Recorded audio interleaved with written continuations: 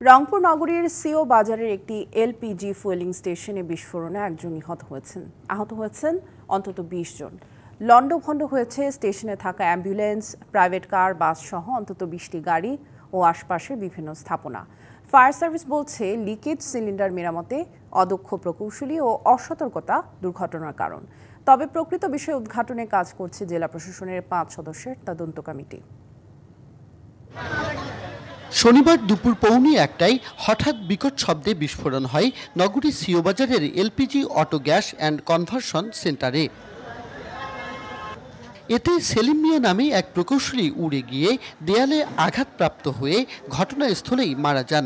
আহত হন অন্তত ১৫ জন। ক্ষতিগ্রস্ত হয় গ্যাস স্টেশনটিতে থাকা গাড়ি সহ আশপাশের শতাধিক ব্যবসা প্রতিষ্ঠান ও স্থাপনার।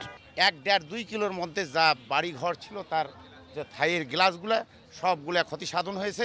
অনেক ক্ষয়ক্ষতি হয়েছে, না হলেও ২০ টাকারই ক্ষতিগ্রস্ত হয়েছে। প্রত্যক্ষদর্শীরা জানান, ৭ দিন আগে স্টেশনের একটি ট্যাঙ্কে গ্যাস লিকেজ ধরা পড়ে। নিরাপত্তার কারণে সাময়িকভাবে বন্ধ রাখা হয় গ্যাস বিক্রি।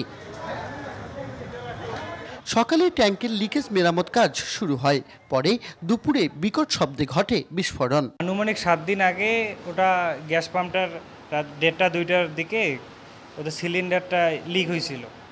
সিলিন্ডার লিক হওয়ার কারণে পুরো এলাকায় গ্যাস ছড়াই গেছিল। ১২:৫০ থেকে ৪০-এর দিকে হঠাৎ করে বাস্ট হয়ে গেল, আমার ঘর সম্পূর্ণ কাঁপিয়ে উঠছে।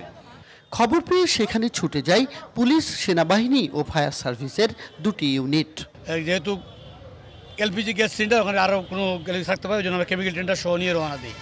ঘটনাস্থলে আসে দেখি কোনো আহত ব্যক্তিকে আমরা ক্যারি করতে পারিনি, বহন করতে পারিনি হাসপাতালে। তার আগে হাসপাতাল কাছেই। সংশ্লিষ্টরা বলছেন, এলপিজি স্টেশনটি চূড়ান্ত অনুমোদন না নিয়ে ব্যবসা পরিচালনা করে আসছিল। একই সাথে অপেশাদার অদক্ষ প্রকৌশলীদের দিয়ে মেরামত কাজ করায় এই দুর্ঘটনা ঘটেছে। এটা দায়টা আমি বলবো এখানে কোনো দায়বদ্ধতা নেই।